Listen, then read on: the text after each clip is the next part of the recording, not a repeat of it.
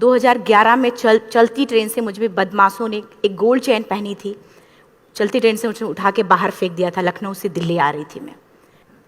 Compartment में बहुत सारे, जनरल कंपार्टमेंट था, बहुत सारे लोग थे। किसी ने मना नहीं किया। एक प्लेयर का जो स्पिरिट होता है वो अपने आप, जब कोई छीनने की कोशिश करता कुछ भी, वो देता नहीं है। तो मेरे में भी था, मैंने मना किया और उन्होंने मुझे चलती ट्रेन से वो 4-5 ने उन्होंने बाहर फेंका। दुर्भाग्य ये था कि उसी समय दूसरी ट्रैक से ट्रेन आई और मैं उस ट्रेन में टकराई, फिर नीचे गिरी। दोनों ट्रेनें निकल गईं। कुछ देर बाद मैंने हाथ को ऐसे रख के उठने की कोशिश किया तो देखा कि मेरा पैर कट चुका था। थाई को उठा के देखा, मेरा पैर ऐसे जीन्स में लटका हुआ था, ब्लड फोर्सफुली निकल रहा। दूसरे पैर की हड्डियां टूट टूट के बाहर निकल चुकी थी। पूरी रात मैं चिल्लाती रही ट्रैक पे, छोटे छोटे पत्थर होते ऐसे चिल्लाती रही कि कोई बचा ले, कोई नहीं आया बचाने। और जब पूरी रात चिल्लाते चिल्लाते इतना कि मुझे दिखाई भी देना बंद हो गया। जब ट्रेन आता था तो वाइब्रेट होता था। इतना ही नहीं, फ्री का इन्विटेशन भी लोगों को मिल गया था, कुछ लोगों को। ट्रैक पे आपने ट्रेन की ट्रैक पे छोटे छोटे चूहे देखे होंगे। मेरे कटे हुए पैर पे आग के मेरे पैर कुतर रहे थे। मैं ब्रेन कॉन्शियस मेरा पूरा काम कर रहा था मेरे, लेकिन बॉडी में कोई भी मूवमेंट नहीं था। पूरे पल में वही चीज़ें सोच कि कैसे मैं अपने आप को कैसे बचा पाऊँ। लेकिन करीब पूरी रात ऐसे बीता। सुबह गांव वालों ने मुझे बरेली डिस्ट्रिक्ट हॉस्पिटल यूपी में है, वहाँ पे हुआ था ये। सुबह गांव वालों ने मुझे उठाया, डिस्ट्रिक्ट हॉस्पिटल ले जाके रखा। तो फार्मासिस्ट, डॉक्टर, सीएम जितने लोग थे आपस में बातें कर रहे, अरे हमारे पास तो एनेस्थीसिया नहीं है, ब्लड नहीं है, इसका इलाज शुरू करें तो हम कैसे करें। मुझे भी नहीं दिखाई तो नहीं, लेकिन मेरा सुनाई दे रहा था सब कुछ वहाँ पे। कहाँ से हिम्मत आई मुझ में, मुझे भी नहीं पता। मैंने बोला वहाँ पे कि सर जब मेरा पूरा पैर कटा, तब मैंने इतनी देर रेलवे ट्रैक पे थी, मैं उस चीज़ को बर्दाश्त किया। तो अभी तो आप मेरे अच्छे के लिए मेरे पैर काटेंगे। शायद आपको यकीन नहीं होगा, या फिर कभी आप लोगों ने ये चीज़ नहीं देखी, कोई डॉक्टर या फार्मासिस्ट अपना ब्लड दे के किसी पेशेंट को बचाया। मेरी इस बात को सुनने के बाद वहाँ के डॉक्टर और फार्मासिस्ट दोनों ने एक एक यूनिट ब्लड दिया और मेरे पैर को बिना एनेस्थीसिया अलग कर दिया गया। आज भी मैं उस दर्द को महसूस करती हूँ। जब भी मैं जब बोलती हूँ तब मैं वो चीज़ें महसूस करती हूँ। उसके बाद जब बात मीडिया में आई, लोगों को पता चला कि रिमा नेशनल प्लेयर है, KGMC king George medical college Lucknow में एडमिट करा। लखनऊ से फिर sport minister, AIIMS trauma centre Delhi. तब तक सब ठीक ठाक चल रहा था। प्लेयर होने की वजह से अच्छा ट्रीटमेंट मिलना शुरू हुआ। करीब 4 महीने मैं एम्स में रही। एम्स में रहने के बाद जब मैं थोड़ा ठीक हुई, करीब 25 दिन बाद जब ठीक हुई, न्यूज़पेपर में गोल गोल लिख के आ रहे कि अरुणिमा के पास टिकट नहीं था, अरुणिमा ट्रेन से कूद गई। उसका खंडन किया घर वालों ने। फिर बोला कि अरुणिमा सुसाइड करने गई थी। जिस लड़की का शरीर का एक अंग कट चुका, पूरी जिंदगी का पता नहीं कि व्हील चेयर है, बैसाखी या पता, यहाँ तक कि मेरे स्पाइन में 3 फ्रैक्चर था। मुझे ये भी नहीं पता था कि मैं बेड से उठ भी पाऊंगी कि नहीं। अंदाजा लगाया जा सकता, सिर्फ अंदाजा लगाया जा सकता है कि उसकी दिलो दिमाग पे क्या चल रहा होगा, उस परिवार की क्या स्थिति रही होगी जब जिस परिवार की एक यंग एज लड़की का इस तरीके का सिचुएशन हुआ हो। फिर भी कहते हैं कि जहाँ चाह होती वहाँ राह मिली जाती है। एम्स के हॉस्पिटल के बेड पे मैंने डिसाइड किया, क्योंकि अपनी बातें हम चिल्ला चिल्ला के करें, वो सिस्टम की इतनी हाई लेवल की बातें हो रही थी कि हम एक मध्यम वर्गीय फैमिली से थे। हम अपनी बातें चिल्ला चिल्ला के कह रहे थे, लेकिन कोई नहीं सुन रहा था। लेकिन कहते हैं मैंने अपने दिल, दिमाग, अंतरात्मा से ये चीज़ सोच ली कि ठीक है, आज आपका दिन है, जितना चाहो बोल लो, एक दिन तो मेरा दिन आने वाला। मैं प्रूफ कर दूंगी कि मैं क्या हूँ, मैं क्या थी, ये मैं प्रूफ कर दूंगी। हॉस्पिटल के बेड पे डिसाइड किया वॉलीबॉल नहीं, लाइफ का सबसे टफ गेम करना है। तब मैंने माउंटेनिंग चुना। जब मैंने माउंटेनिंग कहने और करने में बहुत फ़र्क होता है। जब मैंने माउंटेनिंग की बात सोची और लोगों के सामने, सबसे बड़ी चीज़ थी सही गाइडेंस में ट्रेनिंग लेना, दूसरा स्पॉन्सरशिप। इतना बड़ा एक साथ तो मैंने 40 से 50 लाख मैंने वाकई में कभी नहीं देखे थे पहले। मेरे लिए बहुत बड़ी चीज़ थी वो इकट्ठा कर पाना। जब मैंने लोगों के सामने रखा कि मैं माउंटेनिंग करना चाहती हूँ, एवरेस्ट के लिए मुझे ट्राई करना है, हर किसी ने मुझे बोला कि क्या है, पागल हो चुकी हो क्या, तुम्हारा दिमाग खराब हो चुका, तुम कभी नहीं कर सकती माउंटेनिंग। एक पैर आर्टिफिशियल है, दूसरे में रॉड है, और तुम्हारा दिमाग खराब है, स्पाइन में भी फ्रैक्चर है, तुम पागल होगे, चुपचाप कोई नौकरी करो, जीवन यापन करो। क्योंकि लोगों का सबसे बड़ा प्रॉब्लम ये होता, लोग फिजिकल देखते, पैरों को मेरी अंतरात्मा में क्या चल रहा था वो तो किसी को पता ही नहीं था। मुझे लगता है कि आज यहाँ पे मैं भी सुबह से देख रही हूँ, इतने अच्छी चीजें मैंने सीखी यहाँ पे। बहुत बड़े बड़े स्पीकर को शायद आप लोगों ने भी सुना। आज मैं भी आपको यहाँ पे कि चाहे जितना मोटिवेट करूं, चाहे जितना चीजें मैं बताऊं, लेकिन मुझे लगता है सबसे बड़ा मोटिवेटर कौन होता? आप खुद। जिस दिन किसी भी लक्ष्य के प्रति आपकी अंतरात्मा जाग गई, आपको कोई नहीं रोक सकता उस लक्ष्य को पाने में। ये मैं किताब से बातें नहीं बोल रही हूं, ये मैं एक एक पल मैं कोई भी किताब की बातें नहीं, एक एक पल आज जो मेरा 26 साल का एक्सपीरियंस है वो मैं बता रही हूँ सिर्फ आपको। उसके बाद किसी तरीके से मैनेज किया मैंने। भाई साहब, मेरा परिवार मेरा बैकबोन था। परिवार ने मुझे, भाई साहब ने मुझे कहा कि मैडम बछेंद्री पाल जिन्होंने 1984 में एवरेस्ट समिट किया, उनसे मिलते हैं, वो जरूर कुछ ना कुछ करेंगे। हॉस्पिटल से निकलने के बाद मेरे राइट लेग में स्टिचेस लगी थी। मैंने डायरेक्टली घर जाने की बजाय, जब लोग ये सोचते हैं कि मुझे अपना जीवन यापन कैसे करना है, जब लोग ये सोचते हैं कि मुझे अपनी ज़िंदगी के मेरे दिमाग में सिर्फ 2 चीज़ें चल रही थी, मुझे इनका जवाब कैसे देना है और एवरेस्ट समिट कैसे करना है। फर्स्ट तुरंत गए बछेंद्री मैम के पास। जब मिले, मैम ने फर्स्ट टाइम जब मुझे देखा तो उन्होंने कहा, अरुणिमा, उनकी आंखों में आंसू आ गए। उन्होंने बोला, अरुणिमा, तूने ऐसी हालात में एवरेस्ट जैसे दुरूह पहाड़ के बारे में सोचा तो तूने अपने अंदर तो एवरेस्ट फतह कर लिया, अब तो सिर्फ लोगों के लिए। मेरे परिवार को छोड़ के बाहर की पहली ऐसी महिला थी जिन्होंने मुझ पे भरोसा किया था कि हाँ अरुणिमा, तुम कर सकती हो। मेरे लिए वही बहुत बड़ी चीज थी। प्लानिंग भी कर ली, मैम भी मिल गई, सब हो गया। लेकिन जब उतरते हैं फील्ड में तब पता चलता कि हम क्या हैं। रोड हेड से मैं पहुंच गई। मैडम ने कहा कि ठीक है, तुम्हारे कहने, तुम्हारे सोचने से कुछ नहीं होगा अरुणिमा, प्रूफ करो कि कर सकती हो। मैंने कहा बस एक मौका चाहिए मुझे। वाकई में जब मैं माउंटेन में पहुंची, रोड हेड से बेस कैंप लोगों को 2 मिनट लगता था, मुझे 3-3 घंटे लगते थे, क्योंकि मेरे राइट लेग की हड्डियां भी नहीं जुड़ी थी। लेफ्ट मेरा आर्टिफिशियल लग चुका था, लेकिन स्टंप एकदम रेड, उसका मतलब घाव एकदम नए थे।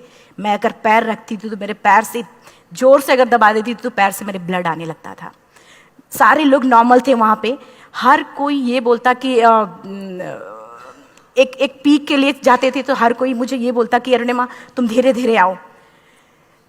मेरे दिमाग में हर बार यही बात चलती थी कि क्या है, मैंने एवरेस्ट का प्लान किया, मैं इनके बराबर भी नहीं चल पा रही हूँ। खुद से संकल्प लिया कि कोई बात नहीं, एक दिन ऐसा आएगा कि मैं इनसे पहले जाऊंगी। और आपको शायद यकीन ना हो, आने वाले 8 महीने बाद पूरा का पूरा वेट उठा के बेस कैंप से साथ निकलते और टॉप पे पहले पहुंचते। ऐसे करके देखते थे कि अरे ये लोग तो पीछे। खुशी होती थी। उससे भी ज़्यादा मुझे खुशी तब होना शुरू हुआ जब वो सारे लोग आके मुझसे ये पूछते, मैडम खाते क्या हो, बता दो। पैर नहीं है फिर भी कैसे चलते हो। उसके बाद पूरा मुझे स्पॉन्सरशिप मिला। मैं जब एवरेस्ट के लिए गई, मेरे लिए सबसे बड़ा, एवरेस्ट की जर्नी में मेरे सबसे बड़ा चैलेंज यही था कि दूसरे को समझा पाना। मैं नहीं समझा पाती कि भाई मैं कर सकती हूँ। जब मैं एवरेस्ट के लिए, शेरपा होता, शेरपा को जब ये बात पता चला कि मेरा प्रोस्थेटिक लेग है, आर्टिफिशियल लेग है दूसरे में रॉड, बोला नहीं ले जा सकता, इसकी वजह से तो मेरी भी जान जाएगी। मैडम ने, हमने सबने कन्विंस किया किसी तरीके से। मन वाकई में जो टीवी में हम और उसमें फोटोज में देखते हैं, ब्लू और ग्रीन आइस, हिला देने वाला होता। जितना सुंदर दिखता उतना ही हिला देने वाला होता। जब मैं, हमारे ग्रुप में 6 लोग थे, रॉकी एरिया तक मैं सबसे पहले थी, लेकिन जैसे ही मैं ग्रीन और ब्लू आइस में गई, मेरा आर्टिफिशियल लेग स्लिप कर जाता था। फ्रंट पॉइंटिंग से, जब मैं फ्रंट क्रैम्पोन से फ्रंट पॉइंटिंग मारती थी, लेफ्ट से पेन होता था तब भी करते, लेकिन आर्टिफिशियल जैसे फ्रंट पॉइंटिंग मूव हो जाता, मेरा पैर ही मूव हो जाता था। शेरपा मुझे बोला नहीं हो सकता अरुणिमा, जबरदस्ती मत करो। मैंने कहा कुछ नहीं, ये मेरा पैर है, मैं जानती हूँ कैसे चलेगा। फाइनली 1, 2 बार, 3 बार करने, 4 बार, 5 बार होल हो जाता था। आइस थोड़ा टूट के निकलता था तो मैं वहाँ पैर रख के जाती थी। कैंप 3 तक ठीक था, प्रॉपर एक्लेमेटाइज किया अपने आप। कैंप 3 तक जनरली गए। बात जब कैंप 3 के ऊपर की होती है, साउथ कोल समिट, अच्छे माउंटेनियर, अच्छे दिलेर के हौसले धरे के धरे तब रह जाते हैं जब अपनी आंखों के सामने किसी को मरता देखता है। और दिमाग में बात, जब जिसको डिसीजन मेकिंग, और जब दिमाग में बातें जब ये आने लगती हैं कि अरे जिस चीज़ के लिए हम जा रहे हैं उसी चीज़ के लिए आदमी मर रहा है, इसी चीज़ के लोग लिए मर चुके हैं। रात में क्लाइंबिंग, ज़्यादा से ज़्यादा माउंटेनिंग रात में की जाती है क्योंकि वेदर शांत होता है। जब मैं रात में निकली साउथ कोल से, कैंप 4 से, मेरी हेडलाइट जिधर ही हेडलाइट जा रही थी उधर ही डेड बॉडीज मुझे नज़र आ रही थी। मेरे रोंगटे खड़े हो रहे थे। मुझे समझ में नहीं आ रहा था कि मैं करूं तो क्या करूं। इतना ही नहीं, मैं जिस रोप में थी उसी रोप में जब मैं आगे जा रही हूं और एक बांग्लादेशी, उनका हाथ हल्का हल्का ऐसे हिल रहा, मुंह से आवाज आ रही थी। मैं एक्सप्लेन नहीं कर सकती मुझे कितना डर लग रहा था। बार बार ये बार बार मन में आती, इसका ऑक्सीजन खत्म हुआ है, ये मर चुका है लास्ट सिचुएशन में, और हम कुछ नहीं कर पा रहे हैं, क्या करें। उसके बाद मैंने 10 से 15 मिनट सिर्फ मैं वहां खड़ी रही। मैंने सिर्फ इतना बोला कि अगर आप सभी में से सभी ने एवरेस्ट सबमिट कर लिया तब तो ठीक है, अगर नहीं सबमिट किया है मैं सबके लिए एवरेस्ट सबमिट करूंगी और जिंदा वापस जाऊंगी। क्योंकि जैसा हम सोचते हैं हमारी बॉडी उसी तरीके से जनरेट करना शुरू करती है। मैंने डेड बॉडी, क्योंकि जा ही नहीं सकते थे किनारे से, उसी रोप में वो एंकर है, डेड बॉडी को लांगी और लांग के जाना शुरू किया। हिलेरी स्टेप साउथ समिट के करीब जब मैं खुद पहुंची, मेरे शेरपा ने एक जोर से झटका मुझे दिया कि अरुणिमा वापस चलो, तुम्हारा ऑक्सीजन खत्म हो रहा है। हिलेरी स्टेप के बाद एवरेस्ट समिट है, थोड़ा चलने के बाद एवरेस्ट समिट है। अगर कोई आपसे ये बोले, आप अपने टारगेट के इतने करीब हो, अगर कोई आपसे ये बोले कि अरुणिमा वापस चलो, कैसा लगता है? मैंने भी यही बोला, सर क्या बोल रहे हो आप, मैं नहीं जाऊंगी वापस। बोला अरुणिमा जिंदगी रही, दोबारा ट्राई करना और एवरेस्ट समिट हो जाएगा दोबारा तुम्हारा। मैंने कहा नहीं, ये आप जिंदगी में गोल्ड चांस बार बार नहीं आते, लाइफ में कभी कभी आता है, ये आपके ऊपर आता, आप उसको पकड़ के रखते हो या फिर छोड़ देते हो। मैं अपना गोल्ड चांस कभी नहीं, क्योंकि मैं जानती थी मुझे स्पॉन्सरशिप बहुत मुश्किल से मिला, एक बार अगर मैं छोड़ देती दोबारा मुझे कभी नहीं मिलता। मैं बहुत अच्छी तरीके से जानती थी। मेरा फाइनली मुझे बछेंद्री मैम ने भी एक बार बात समझाई थी, मेरी माँ ने मुझे एक बात बताया था कि लाइफ में कभी कभी सिचुएशन ऐसी आती है जब सिर्फ आप अकेले होते हो, डिसीजन सिर्फ आपको लेना होता है। जहां पे भी होना, खड़े होकर हल्का सा पीछे मुड़कर देखना और ये सोचना कि आप एक एक कदम चल के यहां तक पहुंचे हो, सिर्फ अपना एक कदम आगे बढ़ाना, तुम देखना कुछ देर बाद तुम टॉप पे होगी। मेरे दिमाग में उनकी बातें वीडियो की तरह चल रही थी और सिर्फ एवरेस्ट का टॉप चल रहा था। मैंने शेरपा को पहले कन्विंस करने की कोशिश की कि भाई चल, कुछ नहीं होगा भाई चल। फाइनली जब वो नहीं माना, मैंने एक कदम आगे बढ़ाया, डिसीजन लिया कि नहीं, जाना ही जाना है। आगे बढ़े, करीब 1 से 1.5 घंटे बाद मैं टॉप पे थी। और इतना ही नहीं,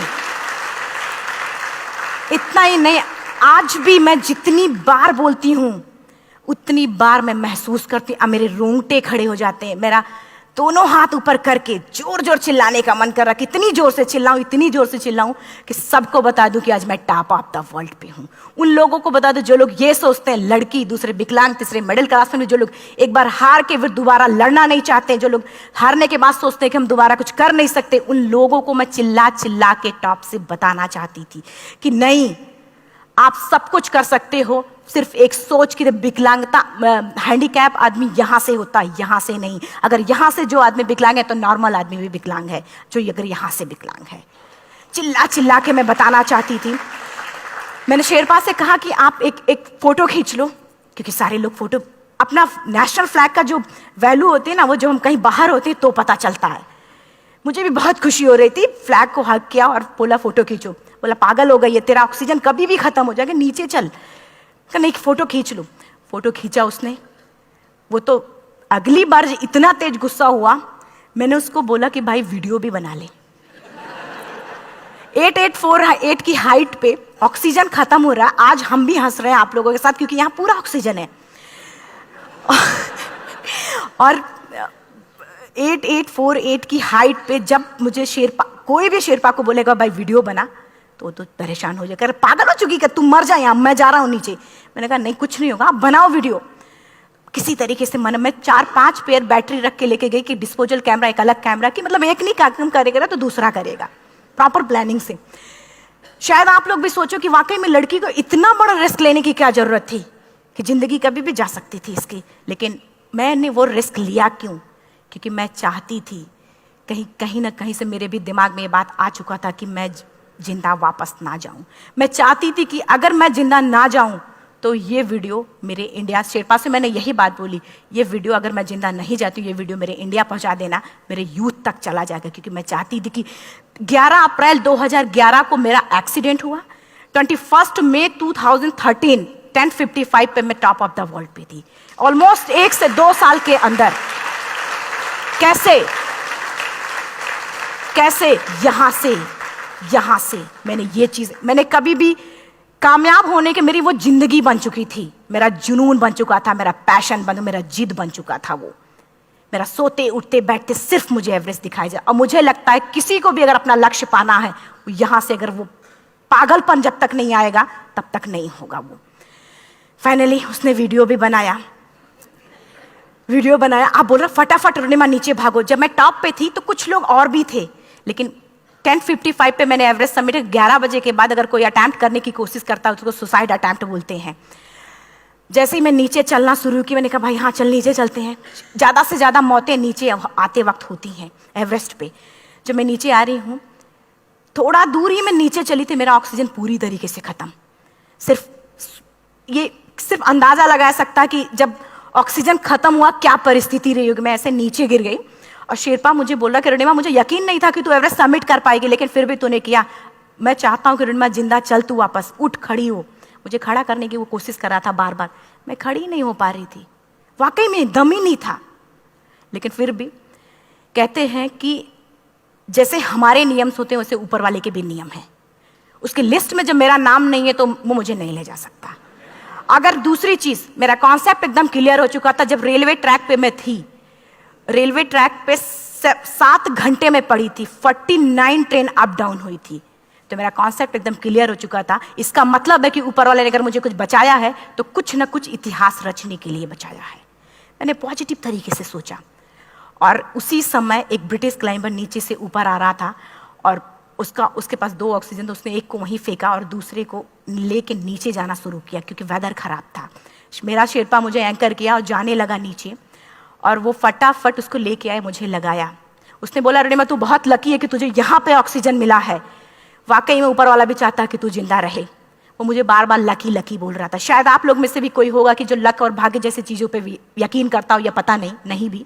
मैं किसी की भावनाओं को ठेस नहीं पहुंचाना चाहते, लेकिन मैं इन किसी भी चीज़ों पे भरोसा नहीं करती, क्योंकि मेरा मानना है कि लक भी उसी का साथ देता है जिसके अंदर जीतने का जज्बा है।